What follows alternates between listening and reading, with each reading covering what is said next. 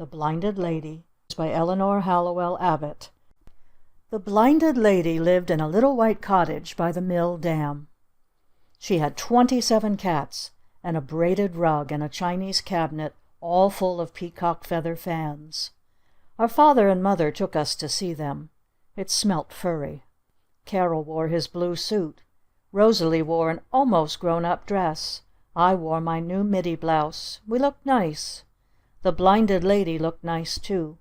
She sat in a very little chair in the middle of a very large room. Her skirts were silk and very fat. They fluffed all around her like a pen wiper. She had on a white lace cap. There were violets in the cap. Her eyes didn't look blinded. We sat on the edge of our chairs and stared at her, and stared. She didn't mind. All the cats came and purred their sides against our legs. It felt soft and sort of bubbly. The Blind Lady recited poetry to us. She recited Gray's Elegy in a Country Churchyard. She recited The Charge of the Light Brigade. She recited Bingen on the Rhine. When she got all through reciting poetry, she asked us if we knew any. We did. We knew Onward, Christian Soldiers, and Hey Diddle Diddle, the Cat and the Fiddle, and Rosalie knew 2 verses about It was many and many a year ago in a kingdom by the sea that a maiden lived whom you may know by the name of Annabel Lee. We hoped the Blinded Lady would be pleased. She wasn't. The Blinded Lady said it wasn't nearly enough just to know the first 2 verses of anything, that you ought to know all the verses of everything. The Blinded Lady said that every baby just as soon as it was born ought to learn every poem that it possibly could, so that if it ever grew up and was blinded, it would have something to amuse itself with. We promised we would. We asked the Blinded Lady what made her blinded. She said it was because she made all her father's shirts when she was 6 years old. We promised we wouldn't. "And now," said the Blinded Lady, "I'd like to have the little dumb boy come forward and stand at my knee so I can touch his face." Carol didn't exactly like to be called the little dumb boy, but he came forward very politely and stood at the Blinded Lady's knee. The Blinded Lady ran her fingers all up and down his face. It tickled his nose. He looked puckered. "It's a pleasant face," said the Blinded Lady. "We like it," said my father. "Oh, very much," said my mother. "Has he always been dumb?" said the Blinded Lady. "Always," said my mother, "but never deaf." "Oh, tush!" said the Blinded Lady. "Don't be stuffy. Afflictions were meant to talk about." "But Carol, you see," said my mother, "can't talk about his. So we don't." "Oh, tush!" said the Blinded Lady. She pushed Carol away. She thumped her cane on the braided rug. "There's one here, isn't there," she said, "that hasn't got anything to be sensitive about? Let the young lassie come forward," she said, "so I can touch her face." It made Rosalie very pink to have her face explored. The Blinded Lady laughed as she explored it. "Ha!" she said. "Age about 17, gold hair, sky blue eyes, complexion like peaches and cream? Not much cause here," laughed the Blinded Lady, "for this young lassie ever to worry when she looks in the glass." "Oh, but she does!" I cried. "She worries herself most to death every time she looks. She's afraid her hair will turn gray before Derry comes." "Sh!" said everybody. The Blinded Lady cocked her head. She ruffled herself. It looked like feathers. "Derry?" said the Blinded Lady. "Who's Derry? A beau?" My father gruffed his throat.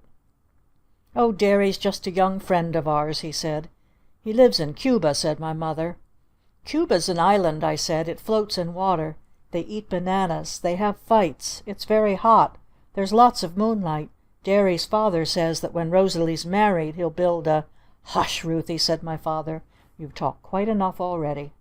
The Blinded Lady patted her skirts. They billowed all around her like black silk waves. It looked funny. She said. "Let the child who's talked too much already come forward now, so that I can feel her face." I went forward just as fast as I could. The Blinded Lady touched my forehead. She smoothed my nose, my cheeks, my chin. She said. "And Ruthie, you say, is what you call her?" My father twinkled his eyes. "We have to call her something," he said politely. "And is this bump on the forehead a natural one," said the Blinded Lady, "or an accidental one?" "Both," said my father. That is, it's preeminently natural for our daughter Ruthie to have an accidental bump on her forehead." "And there are, I infer," said the Blinded Lady, "one or two freckles on either side of the nose?" "Your estimate," said my father, "is conservative." "And the hair?" said the Blinded Lady. "It hasn't exactly the texture of gold." "Penny colored, we call it," said my mother. "And not exactly a new penny at that, is it?" said the Blinded Lady. "No," said my mother, "but rather jolly all the same, like a penny that's just bought 2 sticks of candy instead of 1. "And the nose turns up a little?" said the Blinded Lady. "Well, maybe just a trifle," admitted my mother. The Blinded Lady stroked my face all over again. She said. "Well, at least it's something to be thankful for that everything is perfectly normal." She put her hands on my shoulders. She shook me a little. "Never, never, Ruthie," she said, "be so foolish as to complain because you're not pretty." "No, ma'am," I promised. "Put all the beauty you can inside your head," said the Blinded Lady. "Yes'm," I promised. "And I've just thought of another one that I know. It's about 'You must wake and call me early, mother dear, for I'm to be Queen of the May, mother, I'm to be—'" "Foolish!" said the Blinded Lady. "It wasn't sounds I was thinking of this time, but sights." She pushed me away. She sighed and sighed. It puffed her all out. "Oh," she sighed. "Oh, 3 pairs of young eyes and all the world waiting to be looked at." She rocked her chair. She rocked it very slowly. It was like a little pain. "I never saw anything after I was 17," she said. "And God Himself knows that I hadn't seen anywheres near enough before that. Just the little grass road to the village now and then on a Saturday afternoon to buy the rice and the meat and the matches and the soap. Just the woodlot beyond the hillside where the arbutus always blossomed so early. Just old neighbor Nora's new patchwork quilt. Just a young man's face that looked in once at the window to ask where the trout brook was. But even these pictures," said the Blinded Lady, "they're fading. Fading! Sometimes I can't remember at all whether old Nora's quilt was patterned in diamond shapes or squares. Sometimes I'm not so powerful sure whether the young man's eyes were blue or brown. After all, it's more'n 50 years ago. It's new pictures that I need now," she said. "New pictures." She took a peppermint from a box. She didn't pass 'em. She rocked her chair. And rocked. And rocked. She smiled a little. It wasn't a real smile. It was just a smile to save her dress. It was just a little gutter to catch her tears.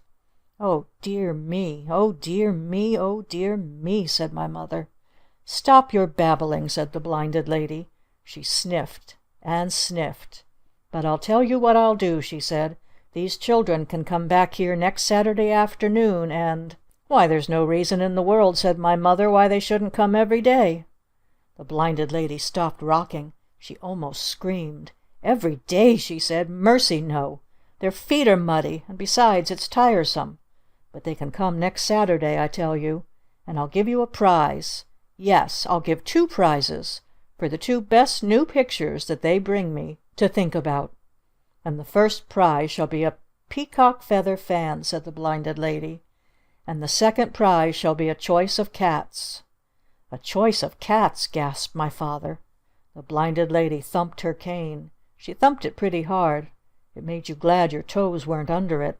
"Now mind you, children," she said. "It's got to be a new picture. It's got to be something you've seen yourself. The most beautifulest, the most darlingest thing that you've ever seen.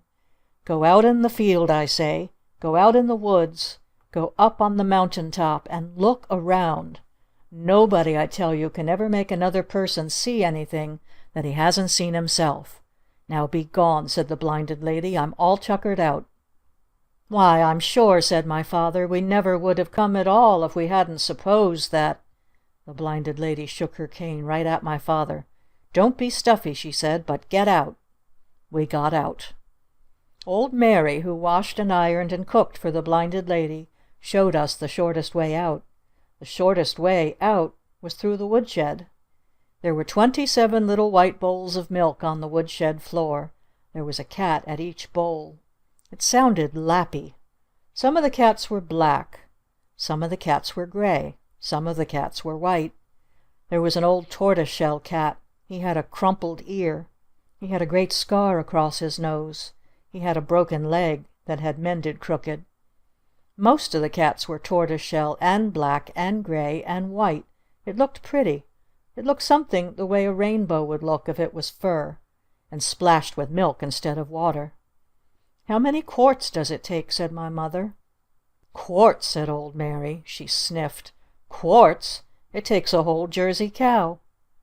The Blinded Lady called Rosalie to come back. I went with her. I held her hand very hard for fear we would be frightened.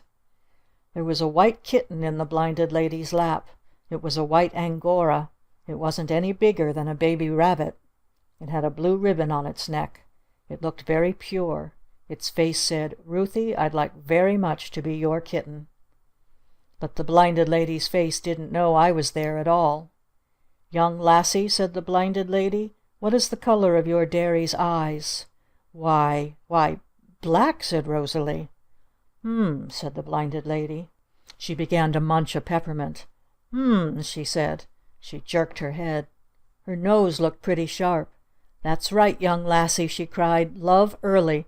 Never mind what the old folks say. Sometimes there isn't any late. Love all you can. Love." She stopped suddenly. She sank back in her skirts again and rocked. Her nose didn't look sharp any more. Her voice was all whispers. "Lassie," she whispered, "when you choose your peacock feather fan, choose the one on the top shelf. It's the best one. It's sandalwood. It's—" My boots made a creak. The Blinded Lady gave an awful jump. "There's someone else in this room besides the young lassie!" she cried. I was frightened. I told a lie. "You're entirely mistaken," I said. I perked Rosalie's hand. We ran for our lives. We ran as fast as we could. It was pretty fast. When we got out to the road, our father and mother were waiting for us. They looked pleasant. We liked their looks very much. Carol was waiting too. He had his eyes shut. His mouth looked very surprised. "Carol's trying to figure out how it would feel to be blind," said my mother. "Oh," said Rosalie. "Oh," said I. Carol clapped his hands. Rosalie clapped her hands. I clapped my hands. It was wonderful. We all thought of it at the same moment. We shut our eyes perfectly tight and played we were blinded all the way home. Our father and mother had to lead us. It was pretty bumpy. I peeped some. Rosalie walked with her hands stretched way out in front of her as though she was reaching for something. She looked like a picture. It was like a picture of something very gentle and wishful that she looked like. It made me feel queer. Carol walked with his nose all puckered up as though he was afraid something smelly was going to hit him. It didn't make me feel queer at all. It made me laugh. It didn't make my father laugh. "Now see here, you young lunatic," said my father. "If you think your mother and I are going to drag you up the main village street, acting like this—" We were sorry, we explained, but it had to be.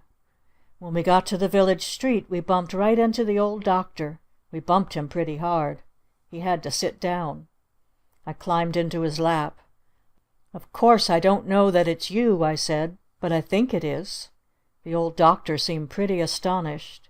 He snatched at my father and my mother. "Great zounds, good people!" he cried. "What fearful calamity has overtaken your offspring?" "Absolutely nothing at all," said my father, "compared to what is going to overtake them as soon as I get them home."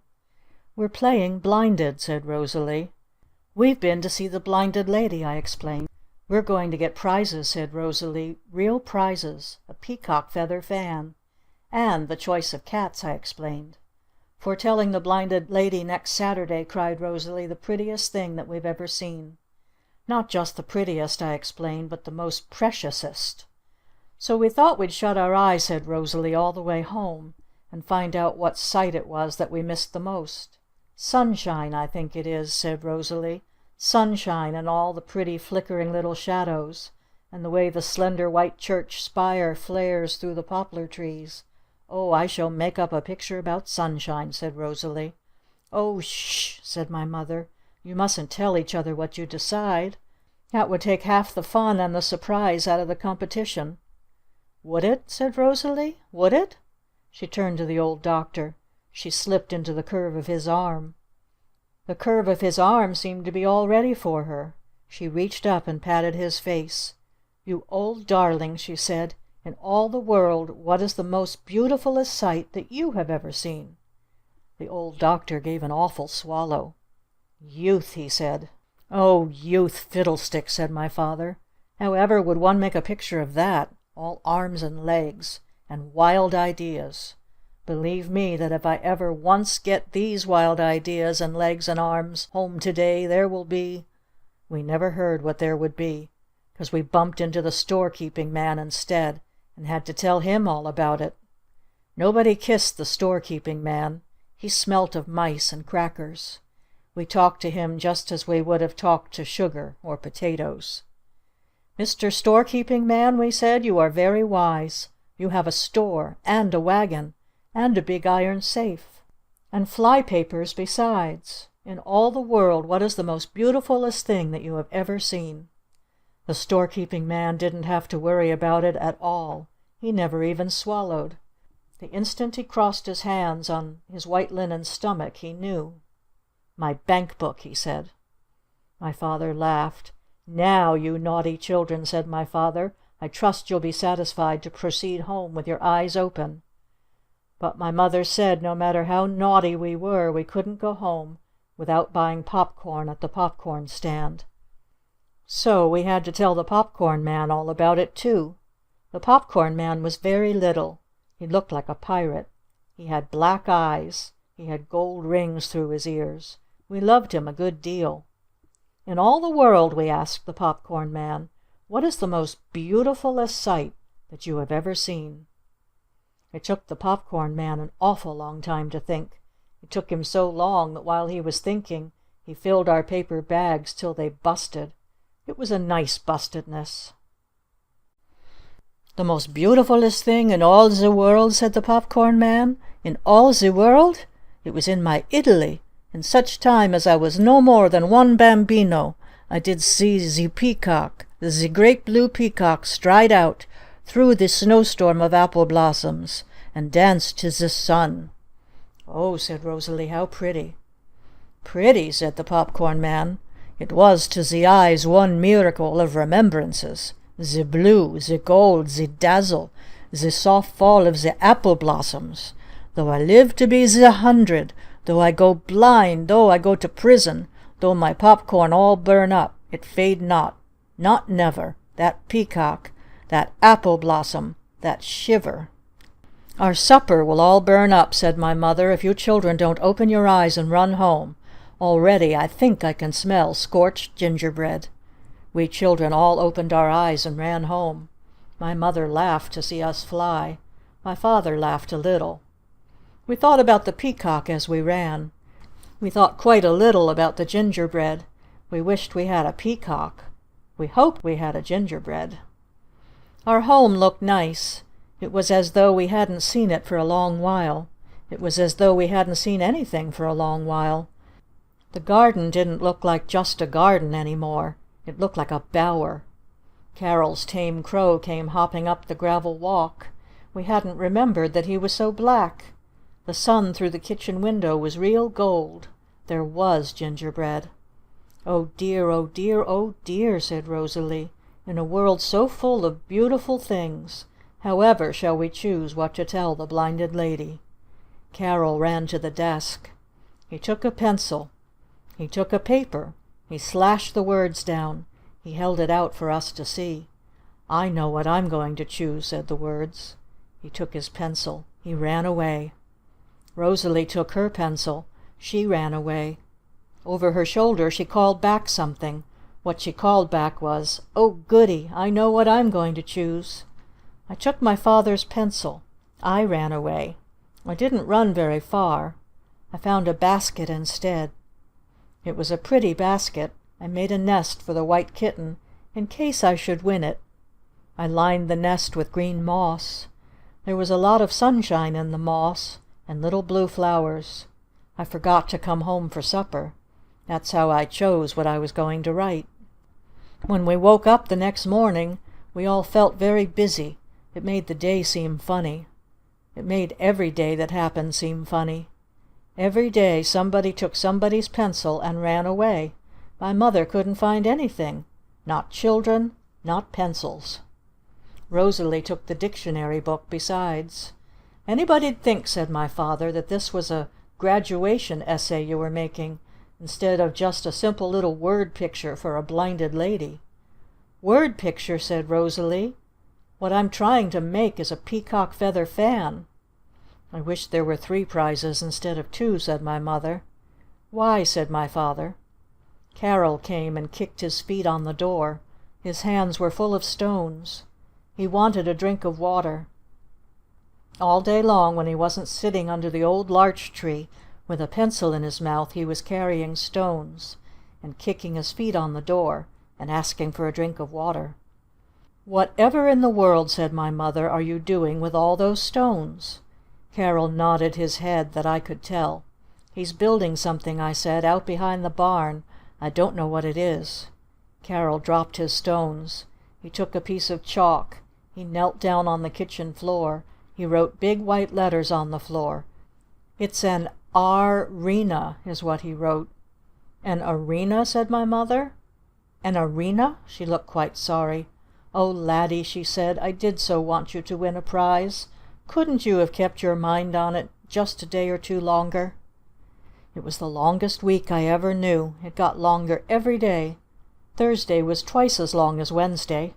I don't seem to remember about Friday, but Saturday came so early in the morning I wasn't even awake when my mother called me. We went to the blinded lady's house right after dinner. We couldn't wait any longer. The blinded lady pretended she was surprised to see us. "Mercy me," she said. "What? Have these children come again? Muddy feet, chatter and all?" She thumped her cane. She rocked her chair. She billowed her skirts. We weren't frightened a bit. We sat on the edge of our chairs and laughed and laughed. There was a little white table spread with pink frosted cookies. There were great crackly glasses of raspberry vinegar and ice. Old Mary had on a white apron.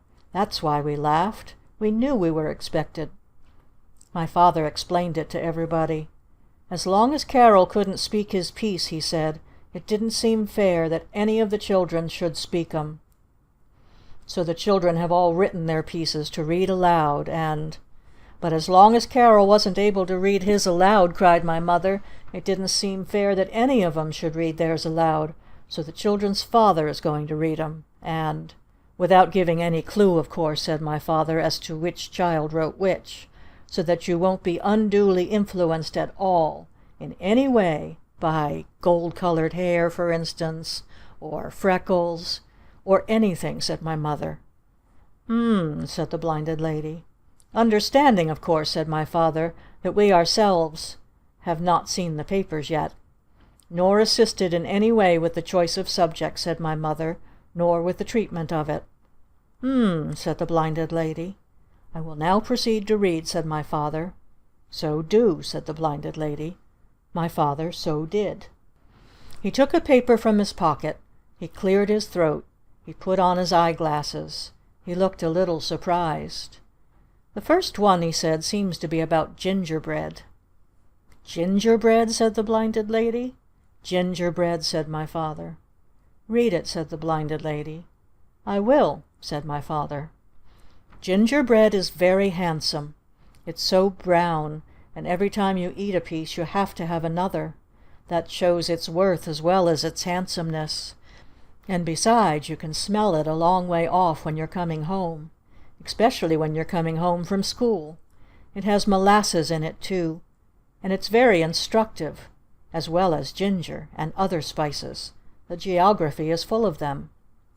Molasses comes from New Orleans, spices come from Asia, except Jamaica ginger comes from the drugstores. There are eggs in gingerbread too, and that's natural history and very important.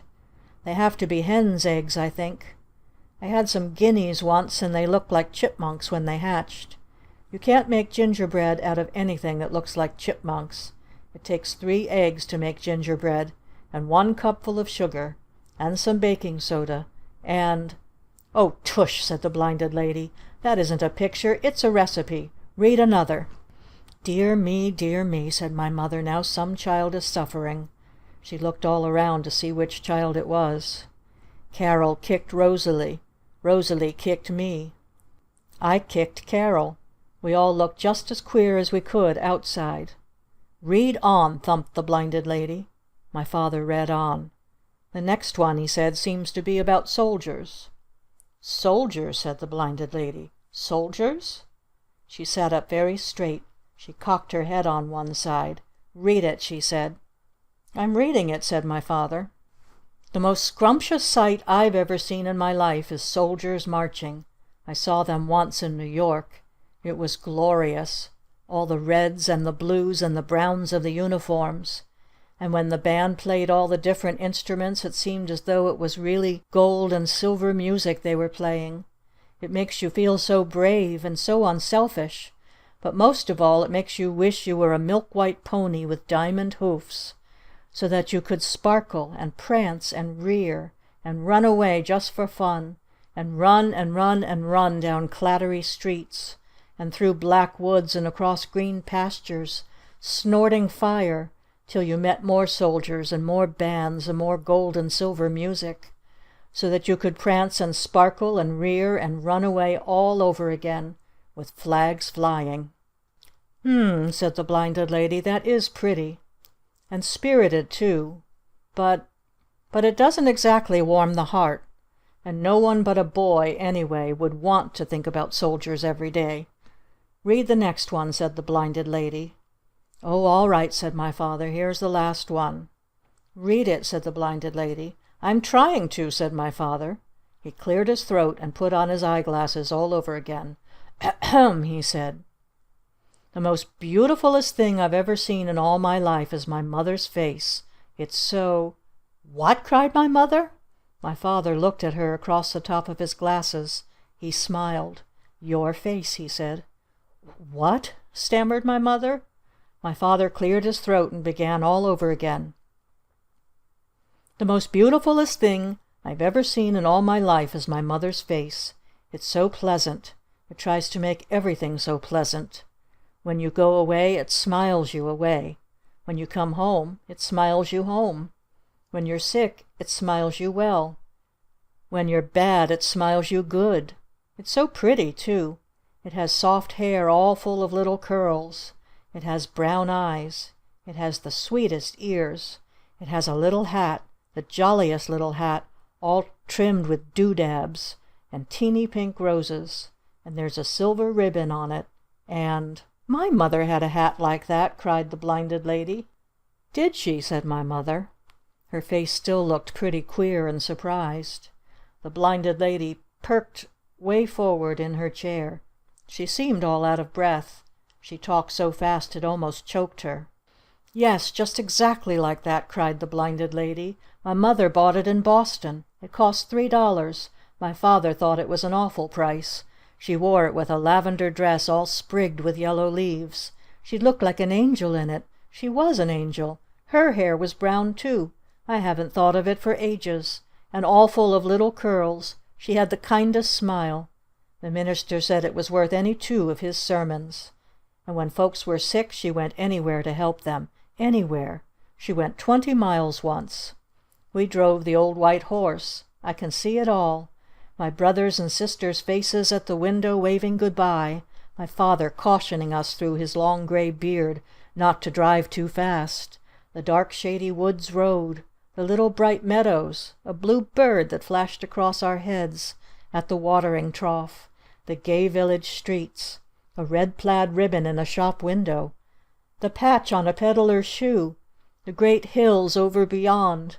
There was hills all around us. My sister Amy married a man from way over beyond. He was different from us. His father sailed the seas. He brought us dishes and fans from China. When my sister Amy was married she wore a white crepe shawl. There was a peacock embroidered in one corner of it. It was pretty. We curled her hair. There were yellow roses in bloom. There was a blue larkspur." The Blinded Lady sank back in her chair. She gave a funny little gasp. "I remember!" she gasped. "The young man's eyes were blue. His teeth were like pearls. When he asked the way to the trout brook, he laughed and said—" The Blinded Lady's cheeks got all pink. She clapped her hands. She sank back into her skirts. Her eyes looked awful queer. "I see everything!" she cried. "Everything! Give the peacock feather fan to the magician." Rosalie looked at Carol. Carol looked at me. I looked at Rosalie. "To the magician?" said my father. "To the magician?" said my mother. "To the young darling who wrote about her mother's face," thumped the Blinded Lady. My father twisted his mouth. "Will the young darling who wrote about her mother's face please come forward and get the peacock feather fan?" said my father. Carol came forward. He looked very ashamed. He stubbed his toe on the braided rug. "It seems to be our son Carol," said my father, "who conjured up the picture of the blue larkspur." "What?" said the Blinded Lady. "What?" She tapped her foot on the floor. She frowned her brows. "Well, well, well," she said. "It wasn't at all what I intended. Not at all. Well, well, well." She began to rock her chair.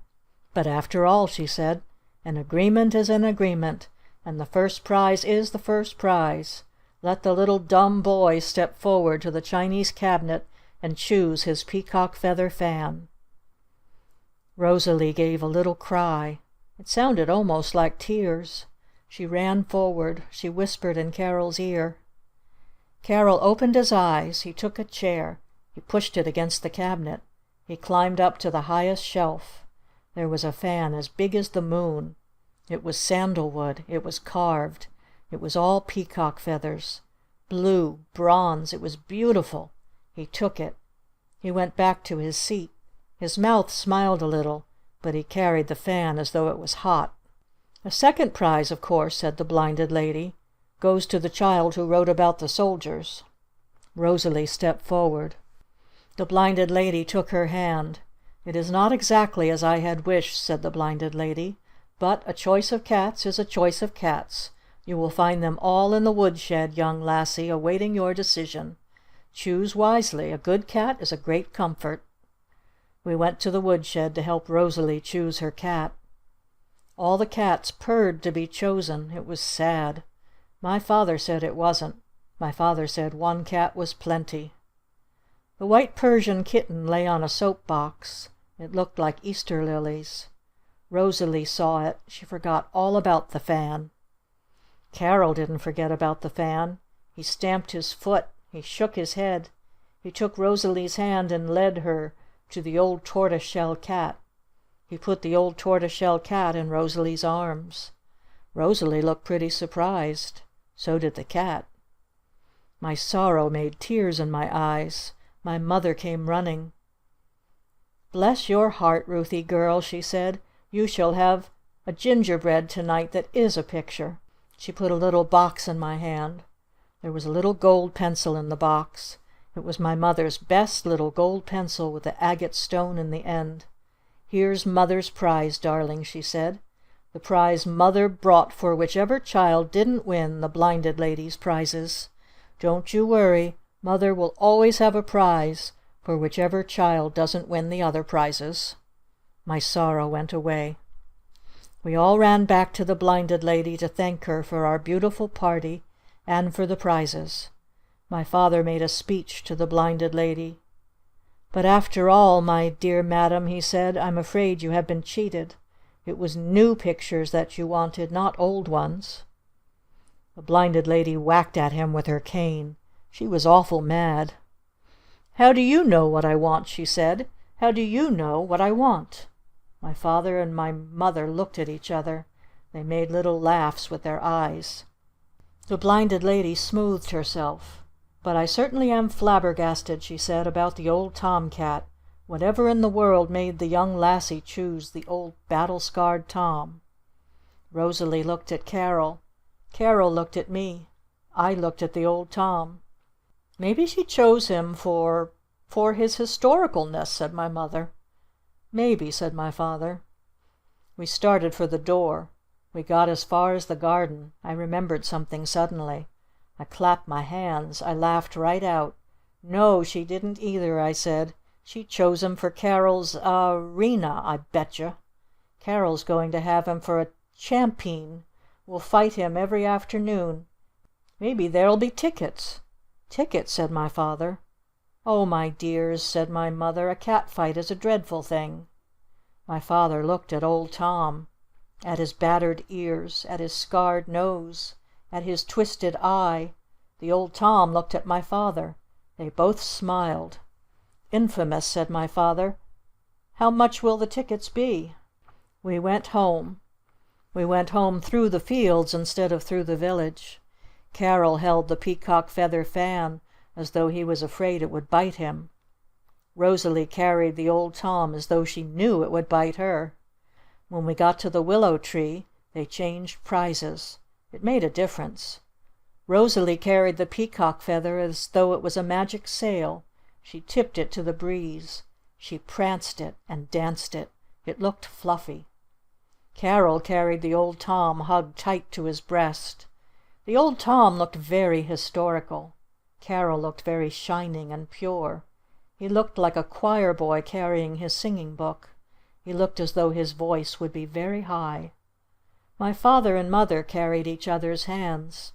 They laughed very softly to themselves, as though they knew pleasant things that no one else knew. My hand would have felt pretty lonely if I hadn't had the little gold pencil to carry. I felt pretty tired. I walked pretty far behind. I decided that when I grew up I'd be a writer, so that no matter what happened I'd always have a gold pencil in my hand and couldn't be lonely.